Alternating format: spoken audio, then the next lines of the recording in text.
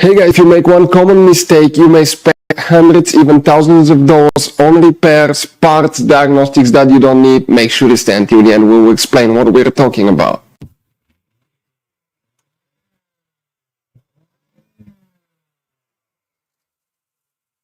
Hey guys, welcome back to Electrical Car Repair Live. Thank you guys for watching and subscribing to the channel. Today will be super helpful video to any of you guys having a Chevy Silverado D generation right here from year 2007 to year 2013. If you guys have one of those, if you need to find where the ignition coils fuses are located, where you can find these fuses, you actually have two of them, where you can buy cheap parts, tools, fuses, relays to get price quick shipping. That way you do not waste your money and time, and why it's important to test fuses and relays. All that will be covered absolutely free for your convenience. Make sure to stay until the end.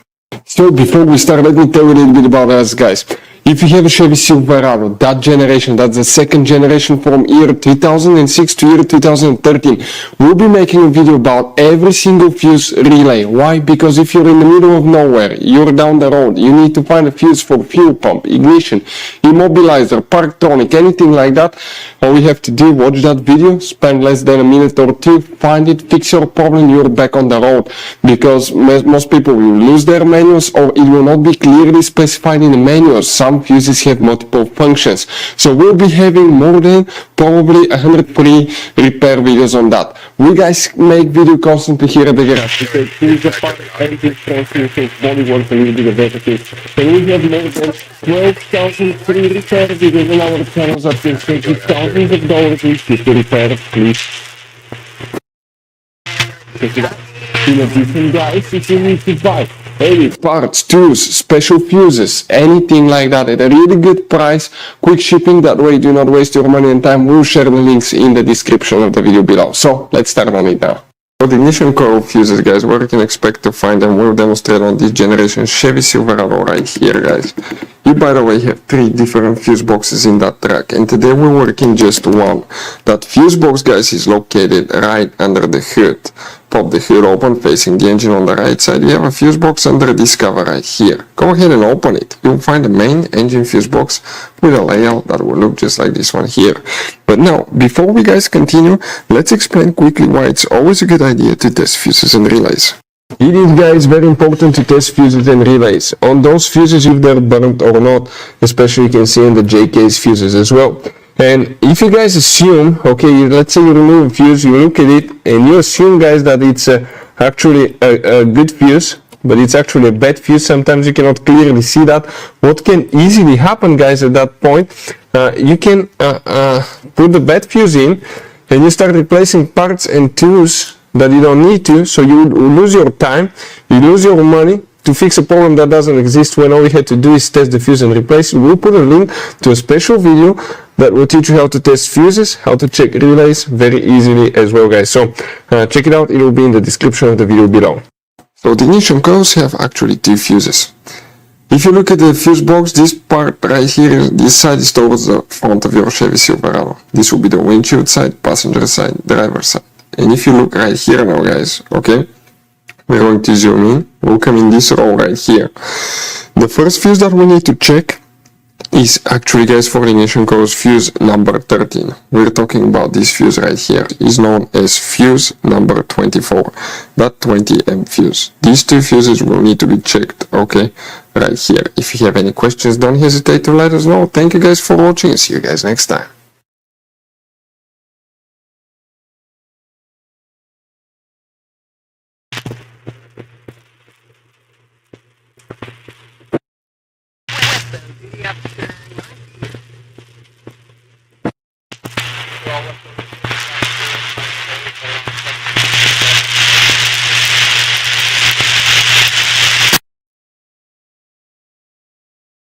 Northeast Happy. Have a great night. 2001.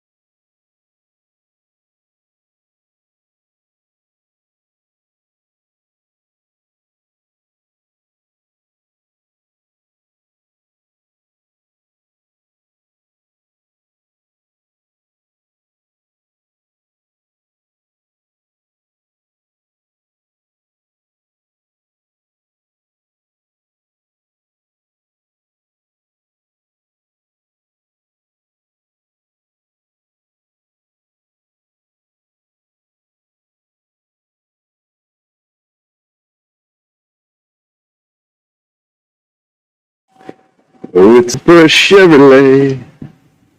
Hey there, viewers, and welcome back to the Self-Made Auto Channel. Sitting inside the 2007 Chevrolet Urban. It's a half-tonner. I believe it's the big 5.3. We got it running through a code scan. Now, the guy dropped it off and told me, or at least what Mrs. O wrote down, that it has a entire bank misfire. Now, I did start the vehicle up and just pull it from the parking spot around here in front of the bay. And indeed, it does run poorly. Engine light was flashing.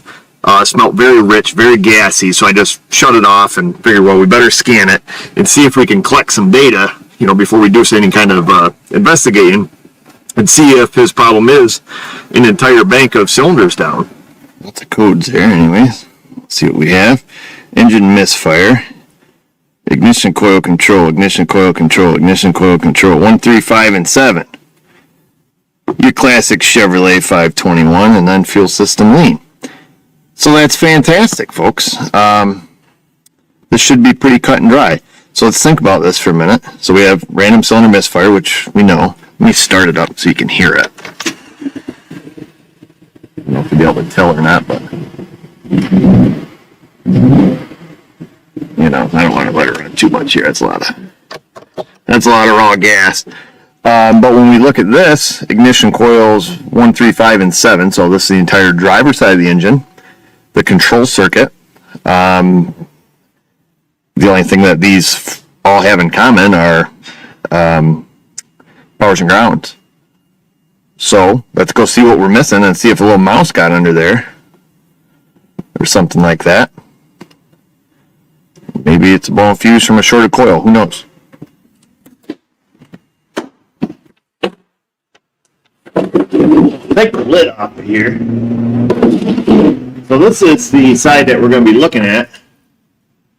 We don't want to fiddle. We don't want to fiddle too much here. We're just going to kind of visual inspection. So 1, 3, 5, 7 down the driver's side on your Chevrolet.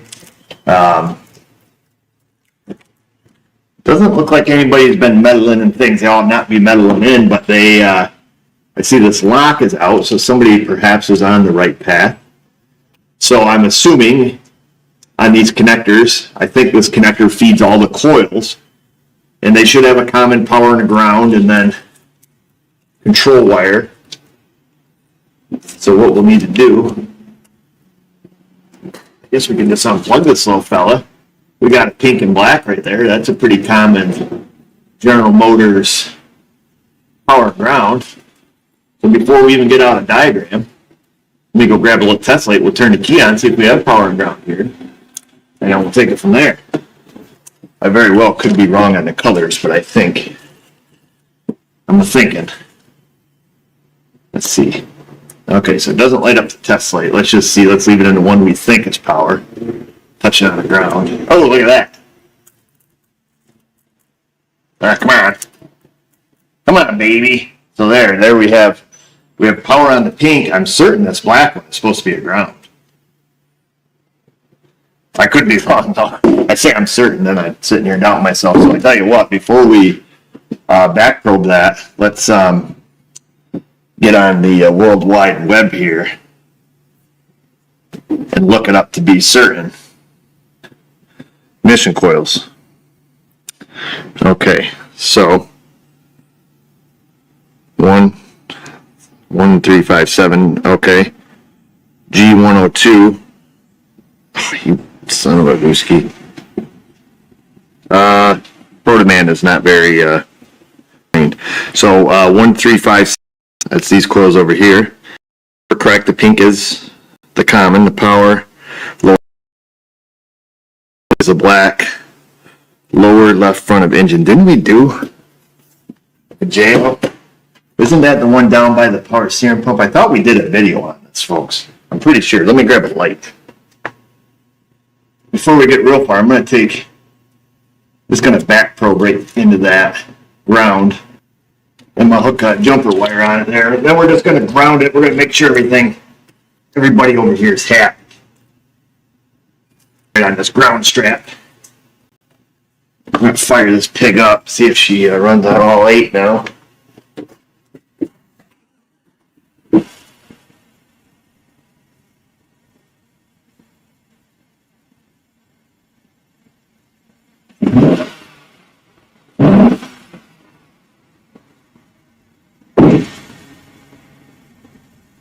smooth as butter, baby. And then when we remove the ground, well, if I can get to it. Not happy now. So that's it. That's pretty easy. Show's over. Where'd my needle go? Lost my needle, man. So I suppose at this point, folks, you got a couple options. Option A, we'll go find the ground. This G-Wiz G102 lower left front engine. We'll go find it. Probably crappy right at the eyelet, just based on experience. Or B, you could just tap into the ground wire and run yourself a new one. That's up to you. Chances are there's other stuff on G102 that potentially could be suffering from lack of ground. Well, I think it's way down here. That's it. There is a ground wire way down yonder here. I'm going to verify that's G102. We'll undo it. We'll have a little look at it and see if we can't get this fella going again. Got some weasels out of there, folks. So, as soon as I touched, let me get this here, they fell right out. Now, the eyelet, they were all into, an eyelet. This one here, I had to wiggle a little bit because we're going to repair all of them. So, there's 3 wires total there. They're just going to get new eyelets, and then probably, because they're a son of a mother to get to down there, they're, when you see that gray harness on, they go right behind that. So we can either put them back there, or we can just do your classic GM G102 relocation kit, they call it. We just run the eyelet, up here and bolt it. It just needs to be bolted to the engine block. So either way you fix that, it's fixed. And it's as simple as that, folks. Now that G102 is the same ground for the left side and the right side. So, however, there's 2 separate wires. So it is plausible, like in this situation, that just one of them can lose connection where the other bank runs. Or if you lose them both, you lose spark on all 8 cylinders. The big clue would be, you got injector pulse, and of course you're going to have a whole bunch of codes. So, what's the common link between them all? Powers, grounds, what is it there? It's unlikely that all 4 control wires went bad at the same time. So, that's it. I'm going to fix those wires, get it put back together. Sorry for the boring video. But you see it how I see it. And I want to see you down in that comment section. The comments. Find us on the Insta and the Facebook. And just remember, viewers, if I can do it, you can do it. Thanks for watching.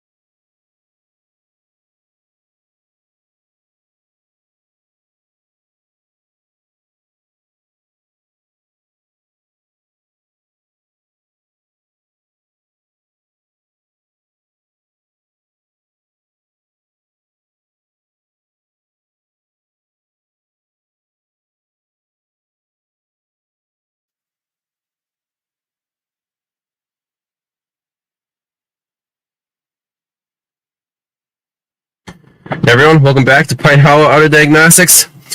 We're in a 2004 Chevy Avalanche with a 5.3 liter V8. Very clean truck. Only has 67,000 miles on it. And local shop here called me up and they say it's running really poorly, and it seems like it's only running on 4 out of 8 cylinders. On one bank, they disconnected the ignition coils, no change. I'm like, okay, well, let's take a look at it. First thing, we haven't started yet. It's cold start. Scan for codes. Fuel system 2-lane bank 2. Engine misfire detected. And coils B, D, F, and H. Primary circuit problem. Now this is because they did the cylinder drop test, unplugging 2, and then they said there was no change. So let's. I'm just gonna reset these codes, make sure we have no coil faults. Clear the codes out. Now, usually you don't do this. You want to look at freeze frame, etc. But in this case, since the problem is happening like right now, I haven't started it yet, but I assume it runs really poorly. We don't really worry about the codes that much for this. So, right as we start it, let's look at just some preliminary data. We can look at misfire counters, and why not? So there's current and history. Let's just start up, see how it runs.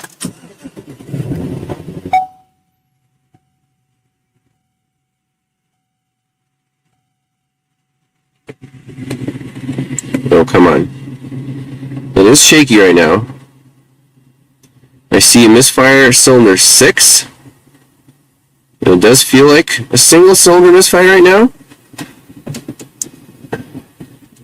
Okay. I'm going to put in drive, just engine braking a little bit. Cylinder 2 is misfiring. So 2 and 6. Now it's only 2. And it felt like it got a little better.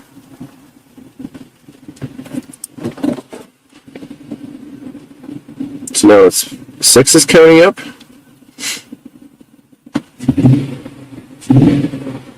So it actually feels like it's running more than on 4 cylinders, so that's a good thing. So we're worried about cylinders 2 and 6 at the moment. Look at the history. 2 and 6 counted up. All the other ones are looking pretty good. So right now 2 and 6 are counting up very evenly. So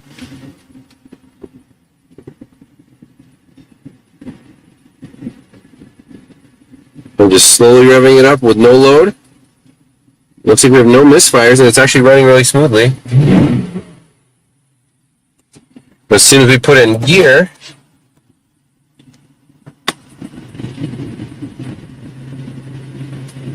cylinder 2 looks like the worst one. Okay, so let's start with cylinder 2. Look at that. Yep. Cylinder 6 is going again. Definitely a dead miss right now. The cylinder bank layout. Let's save that data just for future reference. If you want to know the banks, I mean, if you're familiar with these trucks, you already know, but just to show you guys on the screen here, let's go to ignition tests, fuel injection tests, important information.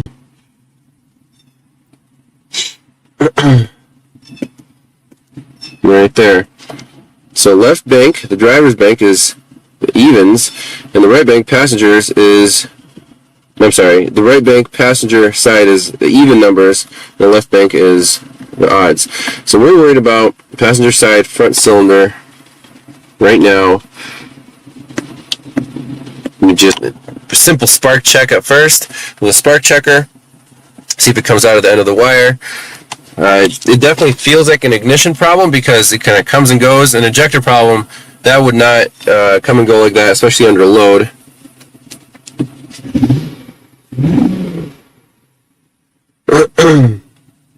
hopefully it's just some bad spark plugs, right? I mean, this is State College, it's not Staten Island, so it's not going to be it's not going to be that interesting, right? Let's just take another quick look at the misfire counter. So cylinder 2 and 6, it looks like, are misfiring right now. So let's get out of here. Shut the truck off. Just do some checks under the hood. And we have flash check engine light, by the way. Well, I can see that they didn't plug number 2 coil all the way back in. So let's plug it in just to be 100% here. I know you're not supposed to touch anything before testing, but just run it right now. Look at the misfire counters. Make sure it's not just number 6. And this is a clean truck.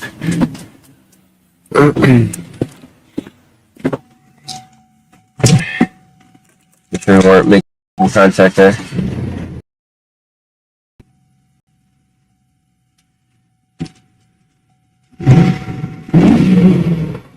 Right now, it seems to run pretty good. Alright, let's put in gear. Can we fix it? It runs perfect right now. But we saw 2 and 6 were misfiring pretty bad from the get-go.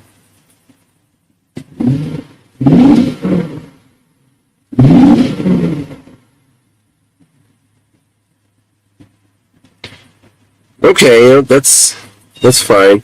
While it's running normally, let's look at fuel trims just to make sure, one oxygen sensor isn't like stuck and then causing a whole bank to drop out. I mean, there are no other codes really. There's short term, there's long term, like, within a few percent. That looks perfect.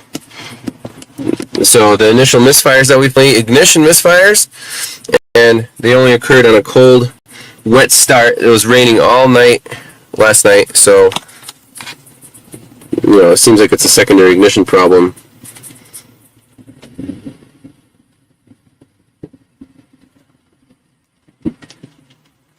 Let's go back to misfires. It's shaking just a little bit. Did you see that? Cylinder number 2, number 6. These guys are coming up. Let's see. Under load. Not bad. Put in park.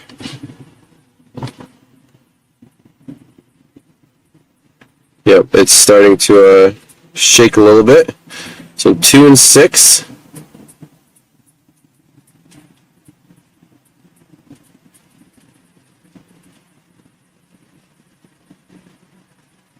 Look at number 8 counting up. Only on the right bank. Very interesting. Why is number 8 counting up? Now if I rev it up, it revs great. But at idle, look at this. On the right bank, we're getting some weird, definitely shaking. Well, number 7 is coming up a little bit. Just put one park, or in drive.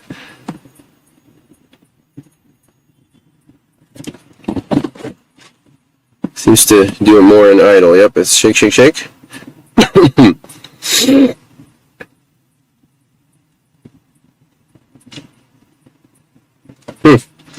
Again, let's look at the oxygen sensors. It's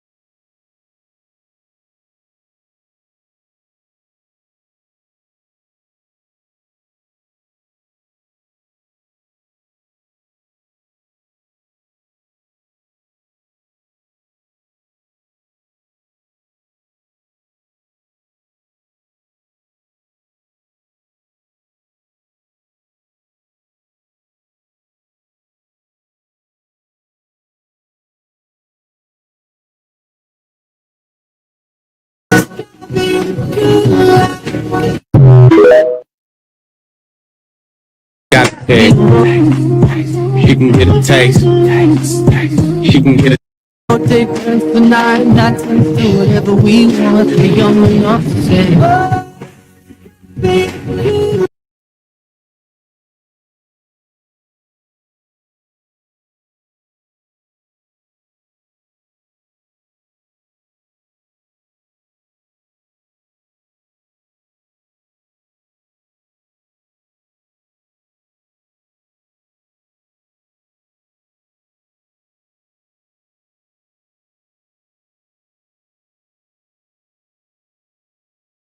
tonight, not turns to whatever we want. We're young